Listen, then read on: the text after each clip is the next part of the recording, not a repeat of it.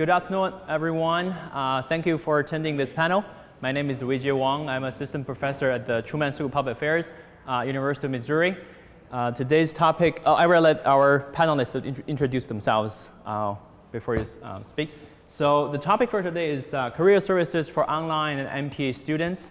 We got the idea of this topic really from our NASPAA site visitors back in May or March, right? So they give us some feedback about, maybe you should think about, how to serve your online or mid-career students since they are really different from on-campus students. That resonates with something that we have been thinking about at that point. So, we're thinking maybe we should organize a panel and hear from peers, right? To explore some best practices or maybe a new model for serving our online or MP students. So that's really the story behind this panel. So we have four wonderful panelists from across the country in major metropolitan areas or in a college town like we are at Mizzou. So we're going to present maybe from Angie in the order of the seating. Okay, so yeah, Angie. So my name is Angie Howe. I'm an assistant teaching professor at the Truman School of Public Affairs at the University of Missouri. And so the people that really did this work are Kathy Miller, our director of academic programs, and Leanne Tippett-Mosby, who is our director of career services and also works quite a bit with outreach with our alums. And we're fortunate to have both of those individuals. Leanne actually has over 20 years experience in state government and has been a great source of outreach for us especially. And we know that if we wanted to really connect with mid-career students, that Leanne would be the perfect person to do that. And so, but we also realize we don't actually know what our mid-career students know about our career services and that we have an office. So we thought, well, let's go find out, what it is that they know about career services and what that might look like. Now, when we think about career services, at least at the University of Missouri, we're talking about things like internship and career planning. Now, that makes sense for certainly for our traditional program, our in-seat program, where 22, 23, 24 years old need more assistance and really do appreciate that face-to-face help in terms of internship and career planning. But we also do things like job searches, we have strategies, resume development, mock interviews, and networking. And those things are things that certainly work well for what I would call our younger, more traditional students. Now, we also know that networking is important to mid-career students. So let me explain just a little bit about our program. So we have a traditional in-seat program for what I would call traditional students 22, 23. We have a mid-career that actually has shortened courses and shortened terms, and so we have one in Jefferson City, which is Missouri's capital and just 30 minutes away from the University of Missouri. And then we have one online that has turned out to serve people all over the world. Sometimes pilots, sometimes local government in Vermont. We've had a firefighter, we've had Secret Service, Department of State, and all sorts of individuals who seem like they may have career services and things that they want to do before they even come into the program. But we also know that the career services for those individuals, because the minimum experience level is 3 to 5 years, they're going to have perhaps a different set of needs and things that they would like to get from career services. So we thought we better find out what that is. So mid-career students do account for a majority of our MPA students, and I actually teach both in person and online. And the difference is experience, and so there are many times that I'm fortunate to be able to take examples from the mid-career students and then use them in the traditional program for whatever it might be, not just career services, but it's been really interesting. So we were very pleased with that 42% response rate when we were trying to find out what do you know about the career services that you are already paying for. Thank you. So all the respondents, 42% of them are currently employed, and most of them are employed in local and state government. Now, in our traditional program, we have quite a few students just as interested, if not more so, in nonprofit management. And so I don't have numbers on that, but to me, that was a striking difference.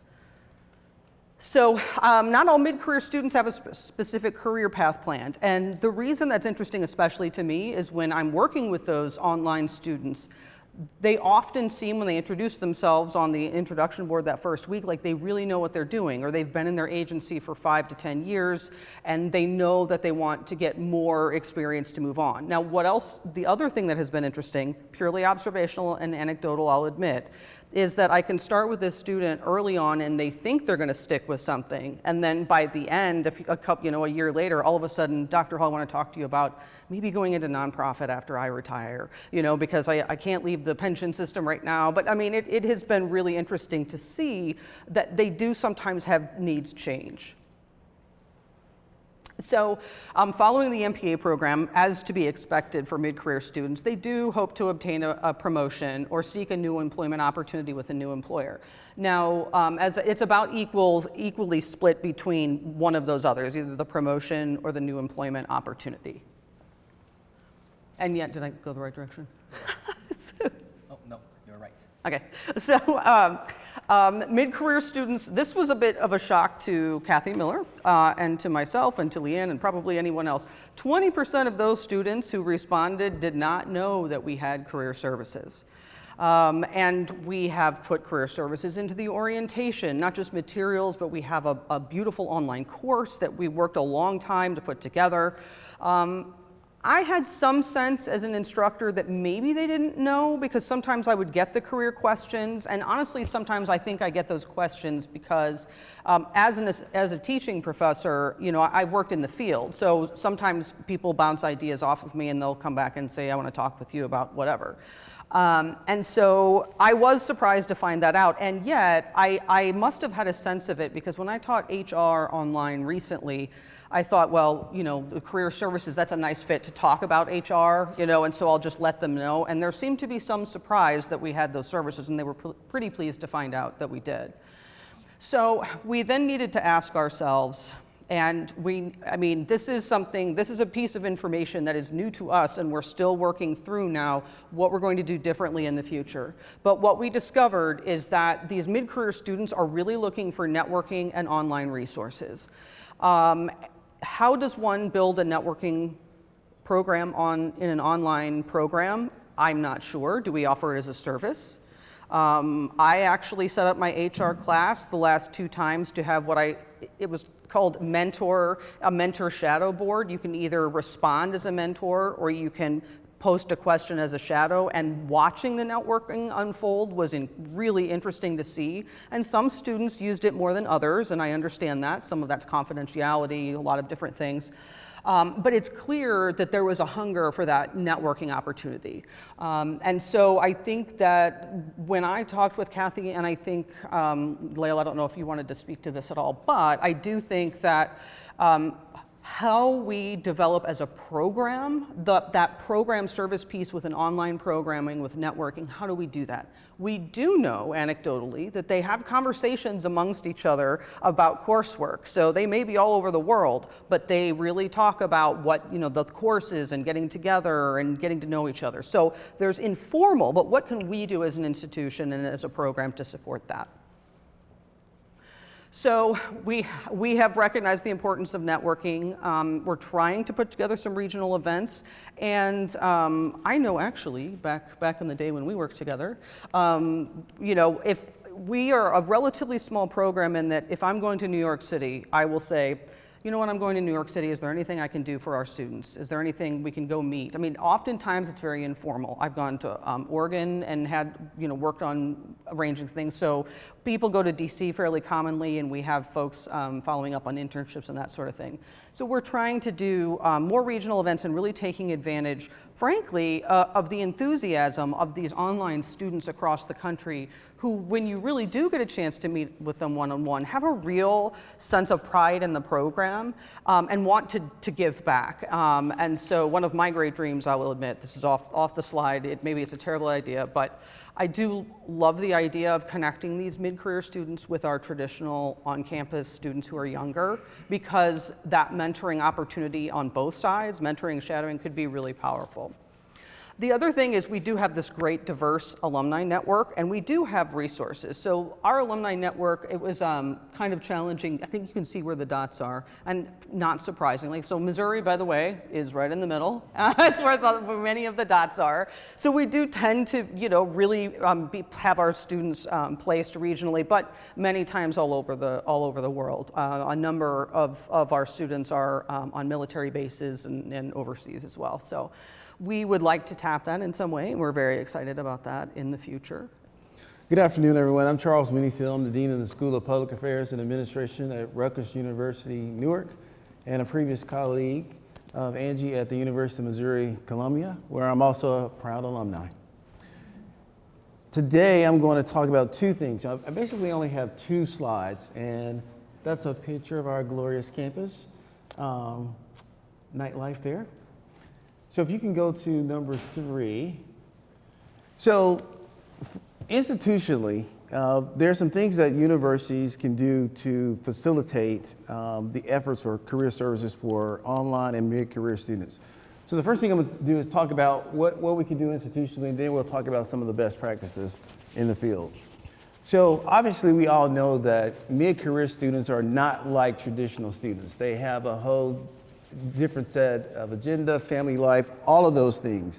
So with that said, we have to think about what can we provide them that we wouldn't be giving students that are on our campuses.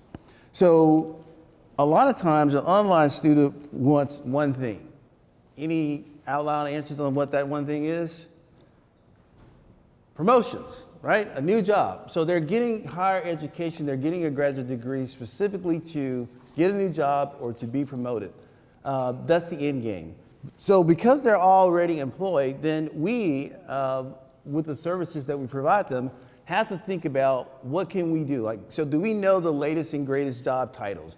Do we know the latest and greatest techniques in preparing resumes? Do we know the latest and greatest techniques for statistics, for qualitative measures, all of those sorts of things?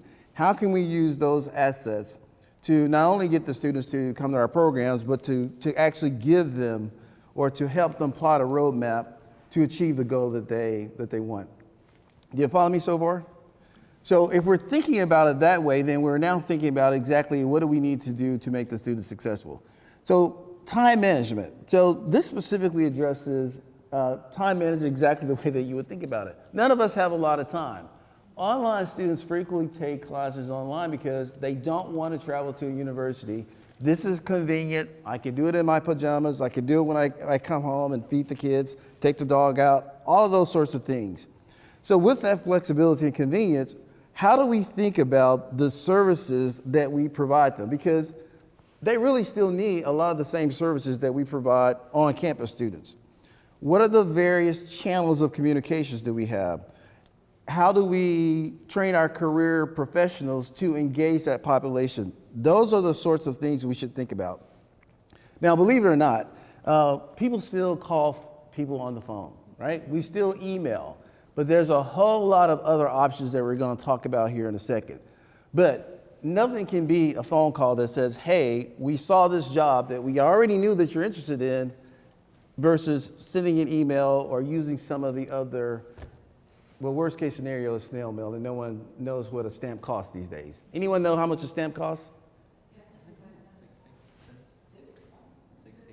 I'm hearing various answers, which suggests to me that no one really knows what a forever stamp costs.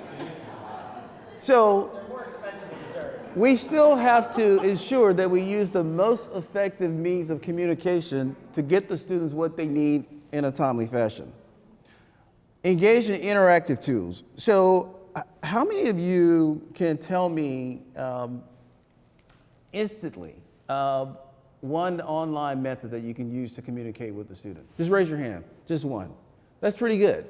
So there's a whole lot of options. So the question becomes, what are the things that these mid-career students need, given their schedules, to help facilitate their goal, right? So if employment is that, the question becomes, how can we provide them tools on our websites or some other means of electronic communication that gets them things? Like that could be sample resumes, sample letters. Some of these students haven't applied for a job for 10 or 15 years.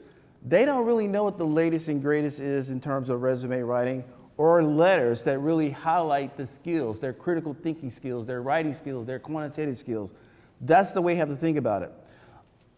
Other things that we can do or provide is strength assessments. So people really, these students need to know what they're really good at and how to communicate that. Career maps. We can also create videos to show them how to interview. We can interview industry leaders and let them see exactly what is available and how those sorts of things are communicated.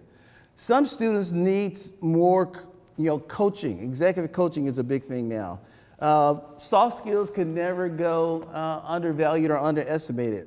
So you need a professional to provide those sorts of skills to a person that's been out of the game for a while, that is on the job market. And then lastly, connecting students with career services. So the first thing I led with is frequently online and mid-career students don't have a lot of time. So it behooves us to get them as connected to the end goal at the beginning. So what do I need to do? It's almost like a logic model. And at the very end of that logic model is some specific job that you're interested in. Your career services is going to help plan or articulate a plan to getting to that. So our objective is to provide a real holistic view. That is, what do your classes look like? What are the soft skills and how we are going to accomplish your getting those? What professional developments do you need? And then how are we going to give them that from a distance? Okay, so let's switch to the best practices. And this is probably the more interesting pieces of this. So everyone in here knows about synchronous and asynchronous communication. How many of you have taught online? Okay, so practically everyone in the room. How many of you have taught synchronously online? Okay, do you know the differences between those two? So there are students, sometimes they're in careers, sometimes they're not, that join our traditional classes. Sometimes we have classes that are specifically geared for mid-career students and there's no cross-pollination. The research that I found, and this is research, this is not my stuff here, full disclosure, and I will be happy to disclose where I got it from. I didn't see anything that suggested that an asynchronous class versus a synchronous class, that one was better than the other. However, it was very clear that a live event allows one to ask questions and receive a response on the spot. So there is something definitely to be said for that. We at Rutgers Newark, we engage in this activity specifically a lot. This is how we mainly connect our mid-career students, our online students, to our activities. I don't want to regurgitate anything Angie said, but I do want to put an exclamation mark around something that she said, and that is students want to be engaged, and we should never assume just because they're in career or online that they don't want to be. They want to wear your paraphernalia, and they want to be a part of the university. They want to be a part of your family. So this is a very, at least in my assessment, easy mechanism because there's how many? Zoom, there's the old school, Blackboard has a mechanism now, Skype is an old one, so there's a whole bunch of ways to connect our students. Social media is also a really big one. This can be really good for career services because you can now separate the standard things that students expect to specifically relating to jobs. You can also use this as a mechanism for alumni to post jobs specifically for your students, right? If I'm going to hire someone, I want to take care of my family first. So a website, social media website designed specifically for career activities versus everything that you're doing can be very, very useful. Interactivity and integration. A website is really, really good for just providing information. These are the requirements for admissions and all of that. but one that's more interactive allows a student to find more dynamic solutions to the things that they're interested in. It allows you to better prepare a venue to interact with students. So career planners have a variety of online tools that they can use to facilitate career placement for online students and mid-career students. And there's no reason to go through a list of these things, but they're readily available. Again, connecting alumni activity in more of a full circle. They can utilize the websites, but again, it's very useful for a university to engage alumni, because frequently, and I've never seen it more at an urban campus, is very hard to keep alumni engaged. So anything that you can do to facilitate engagement is better. It's very interesting, the dynamics between, I went to Mississippi State and Missouri, and I love both my campuses. Our students at Newark, they frequently leave and we never hear from them again. And one of the reasons we don't is because they're socialized differently. The culture is different. A lot of them have very traditional families, and our online students frequently look exactly like them. So they don't get to know professors the same way I got to know my professors. They don't engage in activities on campus that would create the kind of socialization process that you want. So anything that we can do to strengthen that is useful. Another thing I would add to that is when you're trying to, all students have the same goal at the end, get a job that they can use to support themselves. But what they don't realize is they should start that process the moment that they get to college, right? The very first day, because everything they do will facilitate that. That includes knowing staff, knowing other students, knowing the alumni, knowing the faculty, et cetera. Putting things on the internet really does a great job of that. And what we have found at Rutgers is alumni can be very useful in career services. All we need them to do is to tell us about the position, and we can do the rest. Virtual career fairs. Never heard of this until I started doing this sort of research. Again, this can be done synchronously or asynchronously, and there's lots of tools that will allow you to facilitate these sorts of conversations. Electronic portfolios. Now, when I left Mizzou, we were thinking about doing that for the accreditation process. Not sure where that went, but this allows a university or career services to collect or amass artifacts from a student and basically advise them accordingly. So, one could possibly need writing samples. They may need some example of a published article. They may need an example of your ability to do certain sort of quantitative analysis. This portfolio provides one location to collect the resume, letters of recommendation, artifacts from courses, et cetera.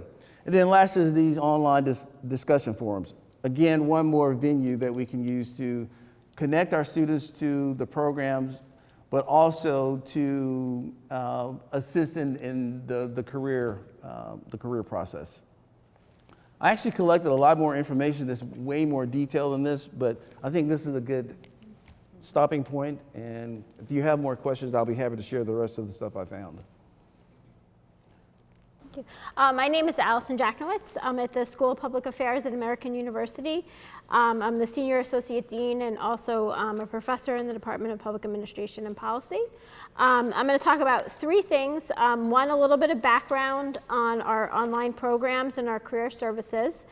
Then I'm going to talk a little bit about some challenges that we face in providing career services to our online students, and then some strategies that we've tried or in the process of thinking of trying. So in terms of background, we have two online programs, both with an external vendor. Our Masters of Public Administration and Policy is in its 5th year, so it's the more mature of our two programs. It's completely online. There's no in-person component, and there's no internship required.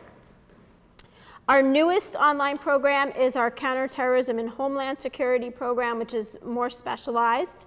It's in its 2nd year, And they have a voluntary in-person residency, and they also require an internship of their students.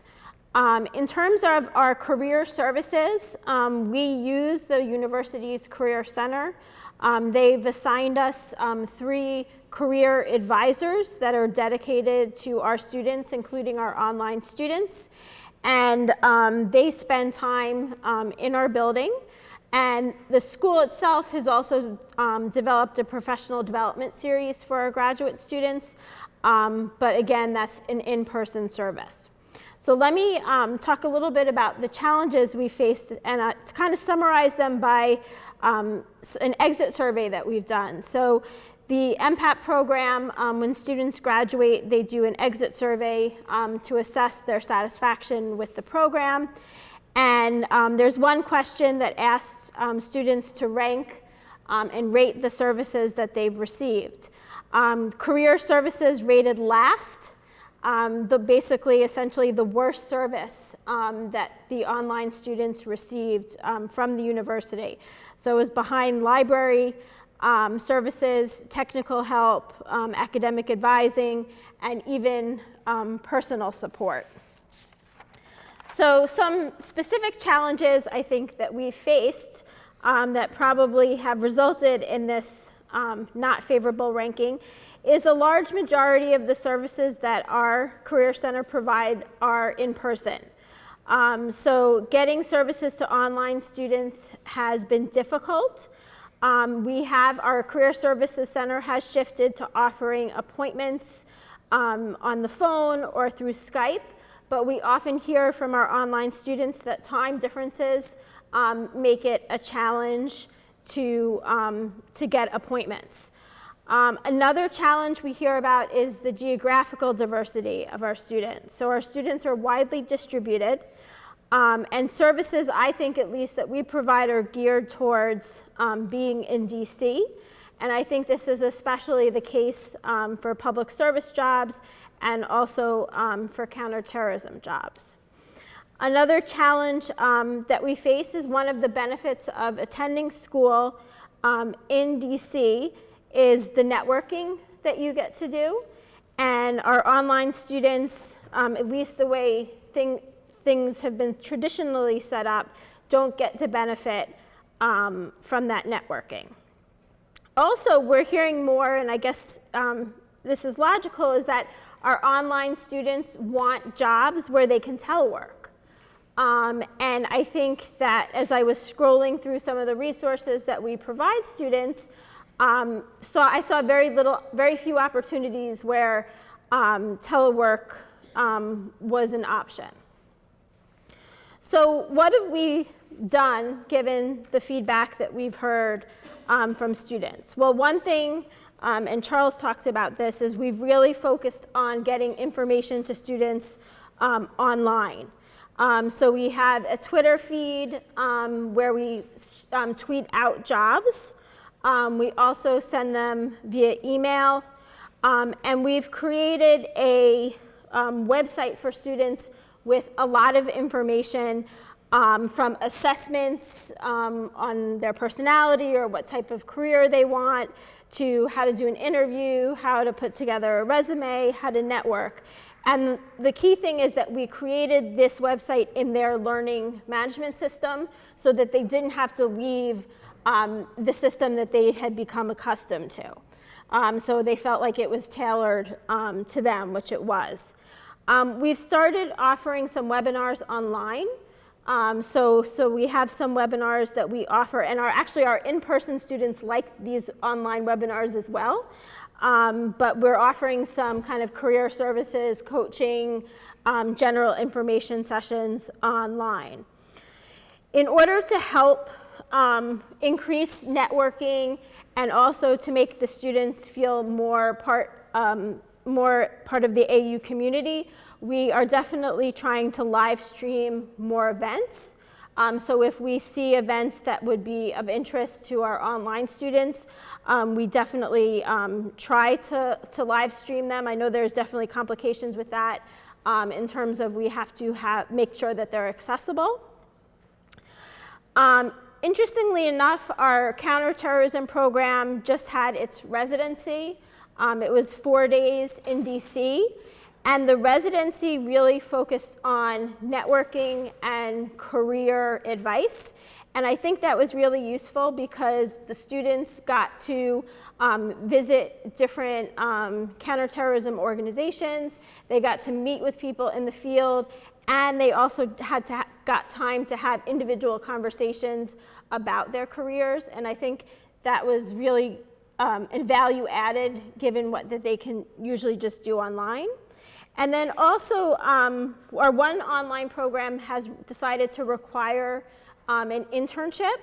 And so I think that helps the online students feel connected to our career services because they use the career services to help them find an internship. And I think it also helps relate the degree to the job market a little better. The other thing, as I mentioned, that we've been doing is really pushing to have our SPA career counselors offer coaching sessions online or via Skype at hours outside of normal business hours so that our online students can take advantage of them and have an easier time scheduling. I'm Dora Kingsley-Vertenton, and I teach at the University of Southern California, where I'm a professor of public policy and have been teaching for 25 years. And went over when they kind of invented the online program for me. So I went over the very second semester, taught the first course we offered on the second semester.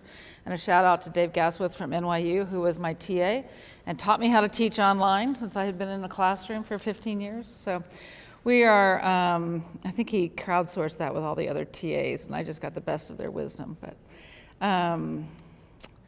we are now in our 9th, going on 10 years. We had an interesting start on the professional development career services because nobody from Price is here, but we won't tell the filming. But our career services staff decided that they would not service the online program. We were new, and there weren't very many online programs, and so resources were thin, and they weren't interested in servicing. Well, it was not an unusual position for the kind of services. We use an outside vendor. They have many of the wraparound, so we weren't doing student services or marketing or admissions processes internally.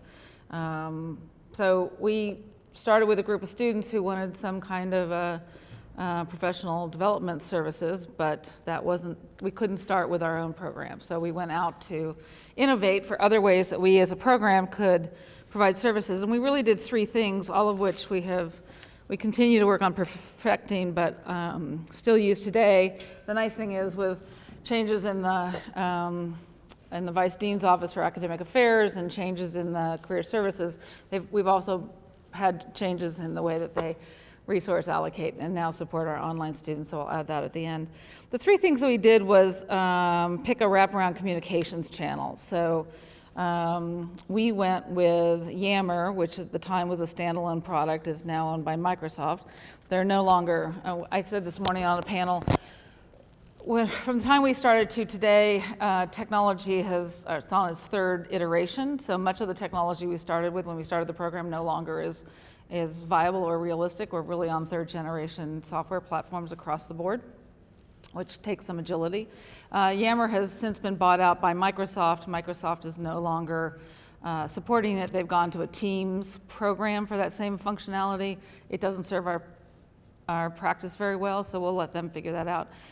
Those of you who are in DC and other programs often use Slack for the same program. If you have clients that are in the federal government, it serves the same purpose. But it allows our students, we have a Yammer group for every classroom, and it's where the students crowdsource questions and answers. So in addition to the platform for the course, they'll have a Slack, a Yammer group for that course. So if we have multiple faculty teaching multiple sections, or the students have, where's the textbook? How do I find the bathroom? What's the right protocol for X, Y, and Z? Any faculty can jump on that. It's on their phones. It's readily accessible. It has cut down on the email and allowed them to have communication channels. So they've organized regionally. They've organized by policy topics or professional organizations. They've organized by alumni. Anyway, you can put a strategy on it. They've done all that and continue to post jobs. And it really has been an organic tool that 9 or 10 years into it's been very helpful. The second thing we did was we started the program with a residency requirement. We require 2 campus residencies, one when they start with their first onboarding courses, and one when they graduate the week of graduation. We do a case challenge the week of graduation for 2 days, which wraps up their entire program and asks them to bring all those skill sets. In the beginning, I always peg it, particularly in September, to the first high quality home football game. I tell the dean they come for the football, they just stay for the academics, which is what happened to me. He now believes me after every fall. So this year it was the second game of the year because it was Stanford playing at home in Los Angeles. But we've always built in an alumni reception. So at the residencies we do in the fall and in January and again in May with graduation, we always have a social. And it's a networking reception, and we have huge response from our alumni. We clearly have an alumni base in Southern California, but we get them from everywhere. They fly in from Michigan. If it's a football game in particular, the students do their own tailgating party. The one thing the faculty don't participate in is we've been uninvited from tailgating and football parties. We found that out when we went to join them, and half the clothes that had disappeared from what had been in the classroom the hour before. So at the residency, we created those are mandatory and we have units attached to them. We created an optional professional development residency for the second year student to come in the fall, and the only program we do is about professional development. They appreciate it because they get more time directly with our faculty. We fly in all our faculty as well. We have full-time teaching faculty from all over the country. I'm in DC with Alison. And then they can participate in the networking. It was so successful, the alumni asked if they could have their own reunion. So now I program a 3-ring circus because I have new students for 3 days. We do 2 days of programming, professional development for the continuing second year students, and then we do a day of programming for the alumni. And that's been very successful in terms of teaching them everything from how to communicate their policy interests in the wide world, very technical things, and it's where I've plugged in the career services people. The 2 most popular presentations, if you will, our students want to know how to use LinkedIn to its best resource. The headhunting business of old is now all on LinkedIn, and so our folks get hit up by headhunters all the time, and they'd like to know how to optimize their profiles for those search engines and those headhunters. So we do a presentation the career services does from LinkedIn. The other thing that is very popular is what I call the elevator speech presentation, right? How to talk about yourself in a 30-second speech, which is when I should have started to tell you that of our online cohort, and we run currently 120 to 150 students a year through, we are 25% of those are 0 to 7 years out of school. We probably have less than a handful that are 2 years or less that have to do a mandatory pre-service internship. 50% of our students are in the 8 to 15 years of their career, and 25% are at 16 years or longer. They are coming for the promotions, and what we found is those promotions don't start when they graduate, they really start in that second year. So we have a lot of students who will take a promotion halfway through the program and take another promotion at the end. And 18 months after graduation, we see probably half of our students have cycled through 2 or 3 job promotions from the time that they graduate. The third thing we did, which is our biggest commitment, is we run a coaching cohort program. So we hire our alumni back as adjunct faculty, 1 alumni per cohort that comes. We don't run a cohort program in terms of the curriculum part, but each fall, when we start in the fall, I hire a coach, typically who's been out of our program 2 or 3 years. Doesn't really matter where they are or what they do. We have a number of people who have interests in coaching and teaching and long-term want doctorates and do other things, or they're military trainers, or so a better coach is somebody who's sort of got a knack for that kind of professional coaching or education.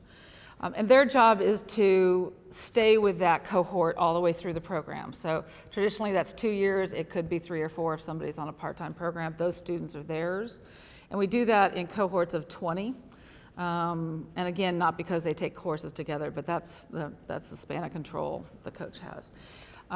We have, over time, built that coaching relationship into the curriculum of the initial residency and into the curriculum of the program.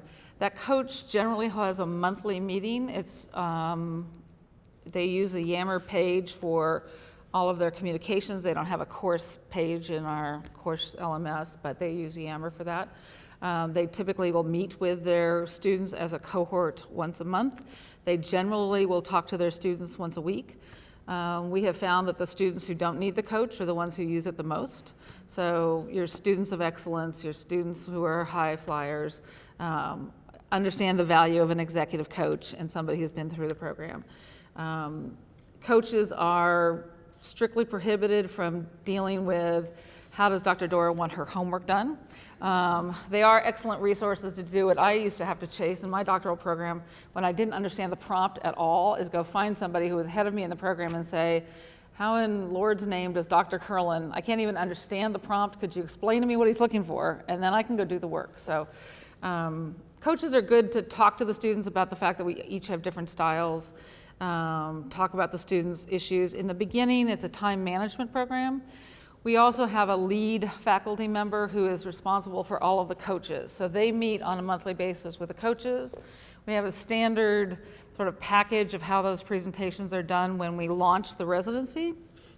We try and feed content, whatever's current, into the coaches so they have something new to talk about. But you know, I have coaches who are city managers and I have intelligence officers, FBI. They do their own thing. They all come with their own perspective. So in the beginning, it's time management. At the end, it's clearly professional development.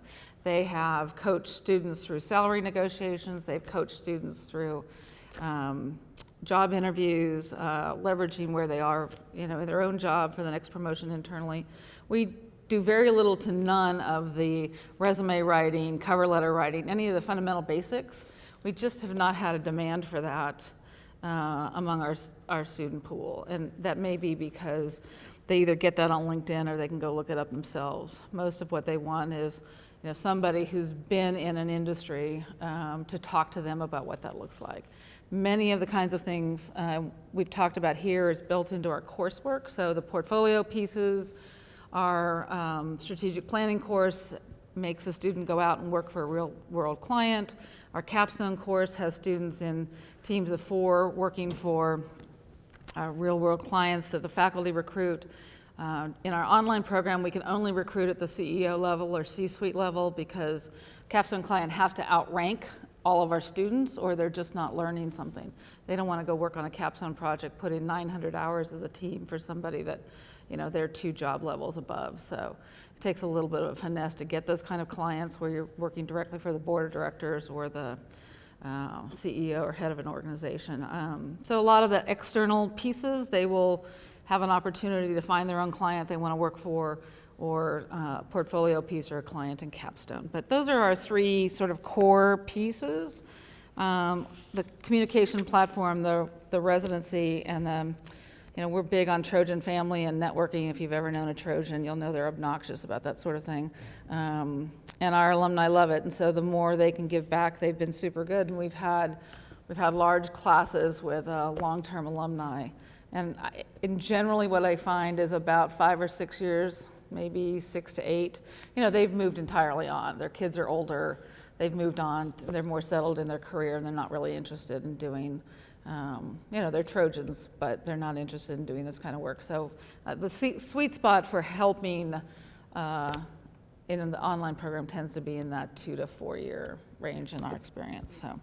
So. Our career services people do private consulting, and that's been very helpful for our online people to call up and do hour-long. They'll do very high-end coaching with our online students on a one-on-one case basis. So shout out to them. They've done a great job of coming on board, but we really did have to innovate in the beginning. So, thank you. Okay, thank you. Thank you, our panelists, for sharing the experience and ideas. I think I have already learned a lot. Thank you again for the presentation.